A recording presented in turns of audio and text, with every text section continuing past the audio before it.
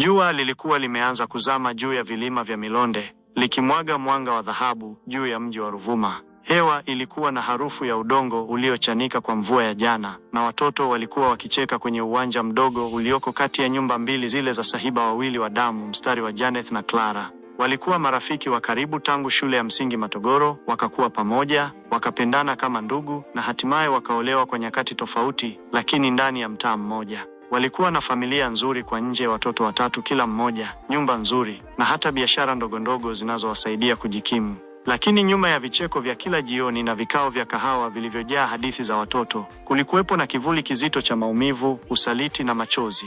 Janeth, mwenye tabasamu jepesi na sauti ya upole, alikuwa ameolewa na Lucas, mwanaume mchangamfu lakini mwenye tamaa kupindukia. Kila mara alipompelekea suruali yake mpya au shati, Janeth alikuwa anaweka kondomu kwenye mfuko wa suruali. Alifanya hivyo si kwa sababu aliridhika na mumewe kutoka nje, bali kwa sababu hakuwa na nguvu tena za kupigana. Alimpenda, lakini alichoka kujeruhiwa. Ni bora nimlinde kuliko nimzike, aliwahi kumwambia Clara kwa macho yaliyojaa machozi. Clara, kwa upande mwingine, alikuwa moto wa kuotea mbali. Mumewe, Dismas, alikuwa mtulivu kwa nje, lakini alihifadhi giza kubwa moyoni. Clara alikuwa mpelelezi wa kuaminika. Kila usiku alipokuwa akiosha vyombo, aliweka simu ya Dismas pembeni na kuanza kupakua ushahidi. Jumbe za mapenzi, picha chafu na miadi ya siri vilikuwa chakula chake cha kila usiku.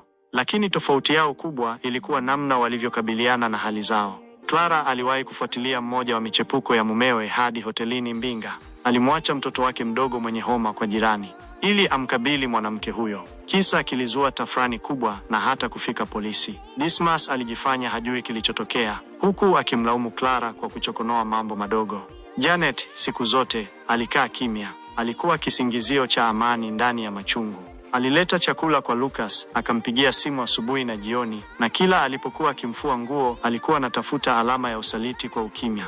Miaka ikapita, watoto wakakua. Waliendelea kujificha ndani ya ndoa zao kama vifaranga chini ya bawa lililojaa miiba. Siku moja, Lucas aliugua ghafla. Mwili ulianza kudhoofu, nywele kuanguka, na akawa kivuli cha mtu. Baada ya vipimo vya kina, ukweli ukaanikwa: alikuwa ameambukizwa virusi vya UKIMWI. Janeth alikaa kimya, kisha akapimwa.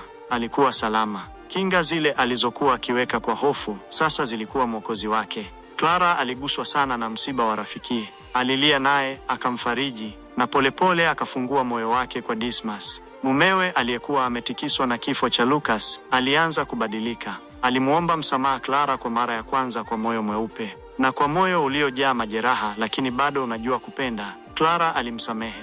Miaka 2 baadaye, Clara na Dismas walifungua duka la familia. Watoto wao walikuwa sekondari na maisha yaliendelea. Janeth alibaki mjane, akilea watoto wake kwa bidii, akiwa mfano wa hekima ya kimya iliyojaa hofu na mapenzi. Katika mtaa wa Ruvuma, watu walizungumza. Yule aliyeweka kinga alinusurika. Yule aliyepambana na mapenzi kwa hasira alipata msamaha, na maisha yakaendelea. Lakini kwenye mioyo ya Janeth na Clara, kumbukumbu za vita ya mapenzi hazikuwahi kufutika. Miaka 6 ilikuwa imepita tangu kifo cha Lucas. Ruvuma ilikuwa imebadilika. Mitaa mingi sasa ilikuwa na taa za barabarani. Vijana walikuwa wamevamia biashara za mtandaoni, na watoto wa Janeth na Clara walikuwa sasa watu wazima wanaoanza kusuka maisha yao. Doreen, binti wa Janeth, alikuwa mwanafunzi wa mwaka wa 3, chuo kikuu cha Mzumbe. Alikuwa mwerevu, mrembo na mpole, sura na hulka ya mama yake kwa nakala.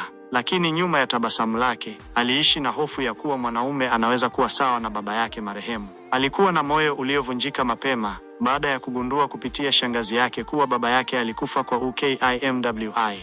Mama alinyamaza kwa ajili yetu, alijiambia mara kwa mara. Na kwa hilo, alimpenda Janeth kwa kiwango cha ajabu, lakini pia alihisi deni la kimya. Kwa nini mama hakupigana? Kwa nini hakupaza sauti kama mama Clara?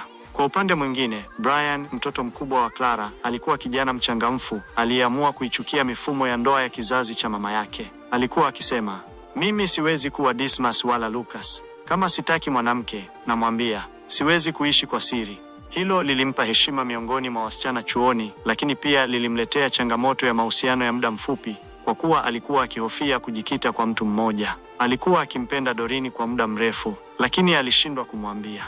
Siku moja, walikutana nyumbani kwa Clara kwa ajili ya sherehe ya kumbukumbu ya kuzaliwa kwa Dismas, ambaye sasa alikuwa na afya nzuri na mshauri wa vijana wa kanisa. Doreen alivaa gauni jeupe lililomtoa kabisa kwenye sura ya msichana wa kawaida. Macho ya Brian yalimtazama kwa muda mrefu, hadi Clara alimgonga bega na kusema kwa sauti ya siri, kama moyo wako unacheza, sema. Usikawie kama baba yako. Alikosa mengi kwa kunyamaza.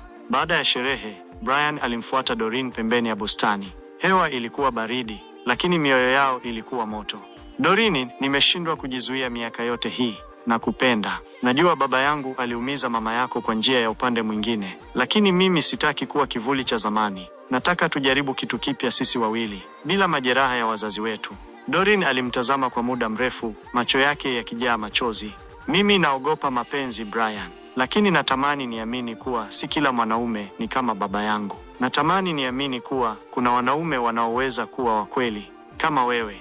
Walikumbatiana. Kwa mara ya kwanza, mizizi ya maumivu ya wazazi wao ilianza kufifia, ikiacha nafasi kwa machipukizi ya matumaini. Clara na Janet walitazama kwa mbali, mikono yao ikishikana.